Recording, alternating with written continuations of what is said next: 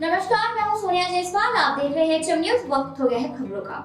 आगामी चुनाव का सभी को इंतजार है। ऐसे में काफी लंबे समय से उल्लासनगर महानगर पालिका में होने वाले मनपा चुनाव की वार्ड रचना का इंतजार सभी लोग कर रहे थे।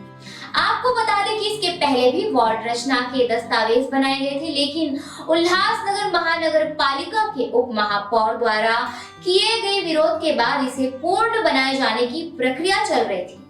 उल्लासनगर महानगर पालिका में वार्ड रचना की घोषणा की गई, जिसके बाद उल्लासनगर महानगर पालिका में इसकी जानकारी के लिए राजनीतिक दल, पत्रकार, एनजीओ सभी चुनाव के पहले बिगुल की खबर में जुट गए। महानगर पालिका द्वारा प्रस्तुत की गई वार्ड रचना की जानकारी लिए हमने मुलाकात की उल्लासनगर महानगर पालिका की अतिरिक्त आयुक्त प्रियंका राजपूत से। आइए इन सब चीजों पर उनका क्या कहना है। शहर में जिस प्रकार से चुनावी माहौल चल रहा है, तो ऐसे में चुनावी वादे भी नेताओं द्वारा किए जा रहे हैं। ऐसे में आपने देखा होगा कि हाल ही में उल्लासनगर महानगर पालिका जो प्रॉपर्टी टैक्स है उसको लेकर जो है दर कर को लेकर काफ़ी कार्रवाई करते हुए नजर आया। ऐसे में एक बड़ी कार्रवाई भी की गई। इसके पहले भी हमने राजपूत मैडम जी से मुलाकात की थी और आपको बताया था कि किस प्रकार से शहर में कार्रवाई की जा रही है। तो उसके बारे में अब अधिक जानकारी इस तरीके से आ रही है कि जो अभय योजना की घोषणा की गई थी वो अभय योजना जो है नहीं की जाएगी, जिससे थोड़ी बहुत राहत नजर आ रही थी, लेकिन अब जो है वो अभय योजना नहीं की जाएगी, ऐसा जो है प्रशासन द्वारा आदेश लाया गया। तो जानने के लिए राजपूत मैडम हमारे साथ मौजूद हैं, जानने की कोशिश करते हैं कि क्या कहना चाहेंगे। जी, ऐसा है कि अभय योजना जो है उसका मतलब हमारे यहाँ जो अभय योजना है वो ऐसी होती है कि 2% जो पेनल्टी है टैक्स के ऊपर, अगर आपको विहित कालावधि में आप टैक्स नहीं भरते हो तो हर महीने उस टैक्स पे आपका जो डे टैक्स है उसके ऊपर 2% लगाया जाता है पेनल्टी। इस पेनल्टी को वेव ऑफ करने के लिए अभय योजना लाई जाती है। 7 साल से हमारे यहाँ अभय योजना थी, लेकिन उसका इतना बेनिफिट नहीं हो रहा था और कॉरपोरेशन का बहुत नुकसान हो रहा था।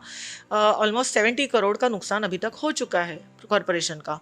उस हिसाब से प्रशासन का कहना था कि ये अभय योजना नहीं लानी चाहिए, लेकिन अभी कुछ कॉरपोरेशन के मेंबर्स ने ये सब्जेक्ट हाल ही में 20 जनवरी को जो महासभा हुई वहाँ पे अशासकीय सब्जेक्ट प्रस्ताव करके लाया था और उसको उन्होंने पारित भी किया था।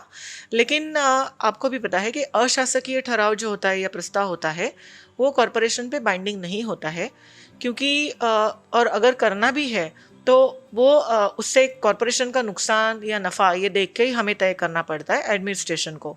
तो प्रशासन ने और ऑनरेबल कमिश्नर सर ने भी हमने उसके ऊपर बहुत रिसर्च किया कि अभय योजना के फ़ायदे क्या है और उसके नुकसान कितने हैं। तो हमें नुकसान ज़्यादा दिखाई दिए।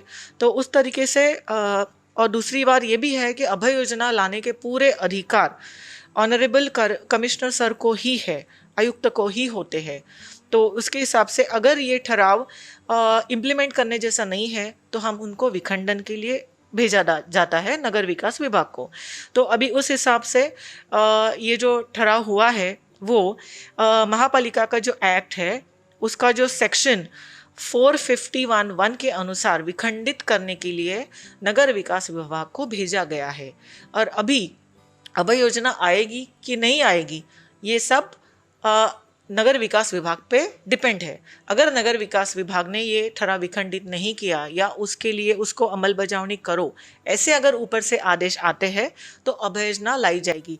बट ऐसा होना संभव नहीं है, क्योंकि इस बात पे हियरिंग होगी नगर विकास में और सेक्रेटरी सर के पास हियरिंग होगी और हमारे जो मुद्दे हैं मुझे नहीं लगता है कि नगर विकास विभाग कॉरपोरेशन का नुकसान करेंगे। तो अभय योजना ये साल नहीं आएगी। धन्यवाद। तो ये थी हमारी आज की खबर। इसी तरह की खबरों के लिए बने रहिए एचएम न्यूज के साथ।